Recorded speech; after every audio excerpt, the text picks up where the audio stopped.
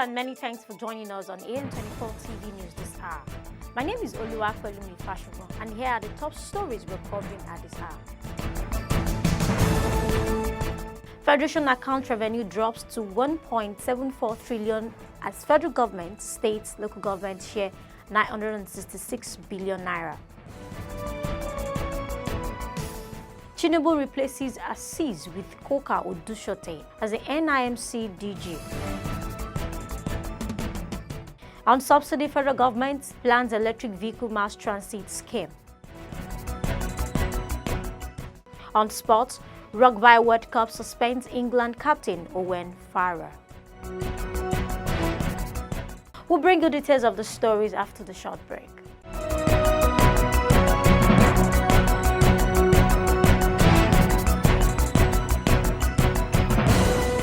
Out of a total of 1.7 trillion gross revenue in July, the Federation Account Allocation Committee (FAC) has confirmed the sharing of 966.110 billion to the federal, state, and local government. According to the report, the total revenue of 1.7 trillion is a 10.8% decline from 1.95 trillion recorded in June 2023. However, the total sum disbursed of 966.110 billion naira is a slight increase compared to 907.054 billion naira disbursed in previous months. In a communique issued at the end of the FAC meeting, the total sum disbursed comprised distributable statutory revenue of 397.419 billion naira, distributable added value tax revenue of 271.947 billion naira, electronic money transfer levy revenue of 12.84 billion naira, and exchange difference revenue of 283.904 billion naira. And President Bola Tinubu has replaced the Director General and CEO of the National Identity Management Commission, Aliyu Abubakar Aziz, with Bisola Koka Odushote. In a statement signed by the presidential spokesperson Ajuri Ngalale, Aziz is to commence a 90-day retirement leave while Koka Odushote resumes as the acting DG within the period. The directive takes effect on August 24, 2023, leading to Aziz's eventual retirement from service on November 24, 2023. Koka's appointment takes effect on August 24, 2023, after which a full term of 4 years will begin as substantive Director General and CEO on November 24. Furthermore, President Tinubu approved the appointment of Honorable Yusuf Buba Yakub as Director and CEO of Directorate of Technical Aid Corps.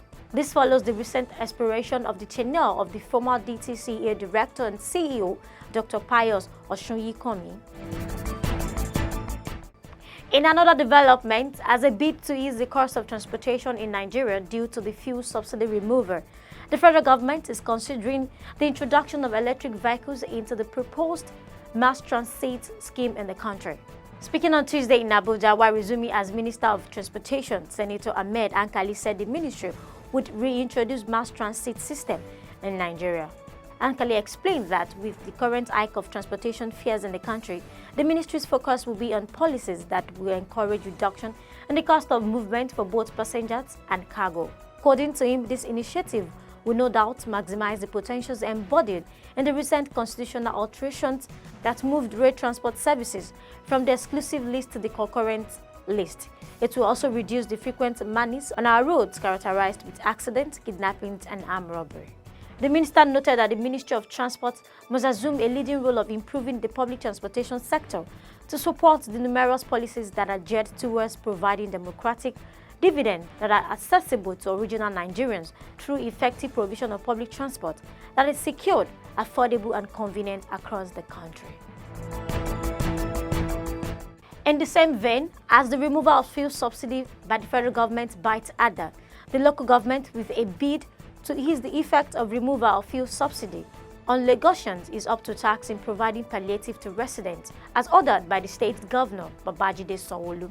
Staff of Orile Agege Local Council Development Area, LCDA, through the influence of the local government chairman, Honorable Johnson Babatunde, sold out essential food items to the staff and residents of Orile Agege LCDA at a subsidized amount. Our correspondent Emmanuel Ejiola has more details of the report. As part of effort to cushion the effect of the subsidy removal by the federal government, the chairman of Orile Agege Local Council Development Area, Honorable Johnson Babatude, sold out essential food items worth 10,000 naira such as rice, beans, garri and yam at a significantly reduced price of 4,400 per person to members of staff of Orile Agege LCDA. The staff trooped out in their numbers on Tuesday to the secretariat to purchase essential food items at a very minimal price. A staff who spoke with AN24 TV revealed that the executive chairman, Orile Agege LCDA, Honorable Johnson Babatude, has assured Orile Agege LCDA residents that this initiative will be carried out every month to ensure all interested residents benefit from the development. Rice, beans, garri and yam. You can see how big that yam is.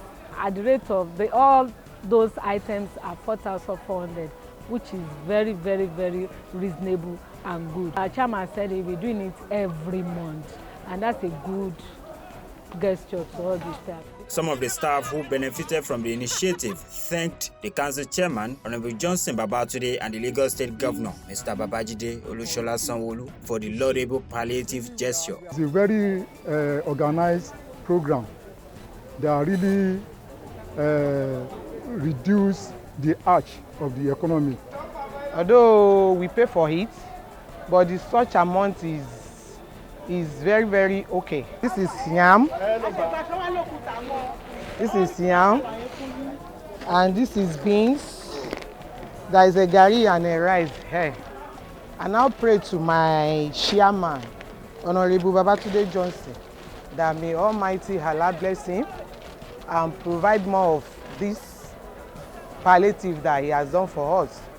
This is the palliative he given to us by our chairman.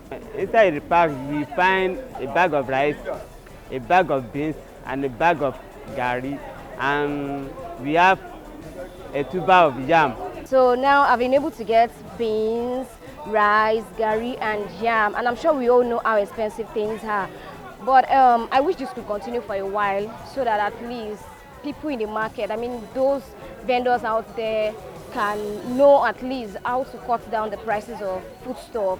Lagos State government, we say a very big thank you to them and to others that have not copied Orile Agege LCDA chairman.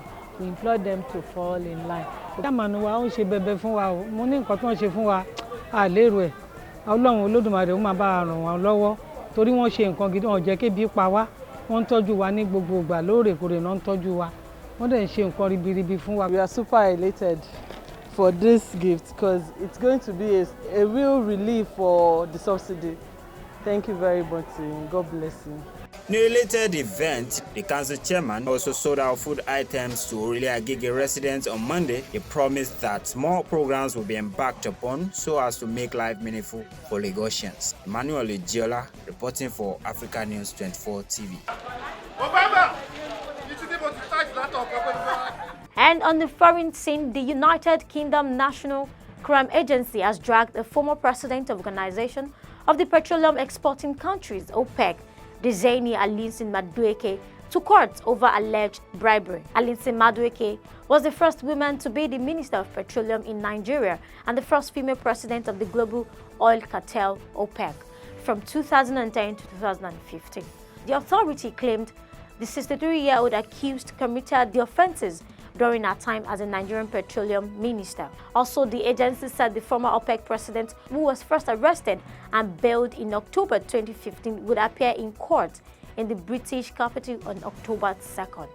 Speaking about the charges, Andy Kelly, head of National Crime Agency International Corruption Unit, alleged that Alinsin Madueke abused her power in Nigeria and accepted financial rewards for awarding multi-million-pound contracts. Alinsin Madueke was also accused of benefiting from at least 100,000 euro cash, chauffeur-driven cars, flights on private jets, luxury holidays for her family, and use of multiple London properties. In another matter, European embassies have recently reported a significant increase in inquiries from Israel residents wanting to obtain a European passport or immigration visa in the recent months. Some link into the judicial overall legislation, while others believe reasons to be the high cost of living. The Spanish embassy in Israel confirmed that over the past 3 years, there has been a noticeable increase in the request for relocation visas and digital nomad visas that allow Israel citizens to live and work in Spain. Also, the French embassy in Tel Aviv affirmed the increase in the visa requests, but they're not aware of the motivation behind the increase. Finally, on sports, England captain Owen Farrell will miss the first 2 games of the World Cup after World Rugby won their appeal against the controversial decision to overturn his red card.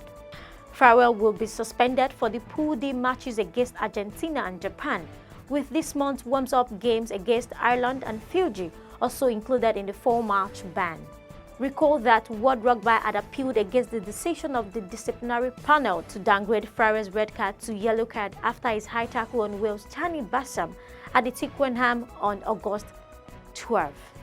The original decision to downgrade Farrell's punishment had triggered widespread criticism across rugby. Farrell has been banned for dangerous tackling several times in the past and has finally been sanctioned for the latest to scar the high-flight career. And that's the news on AN24 TV. Do join us on all of our social media platforms.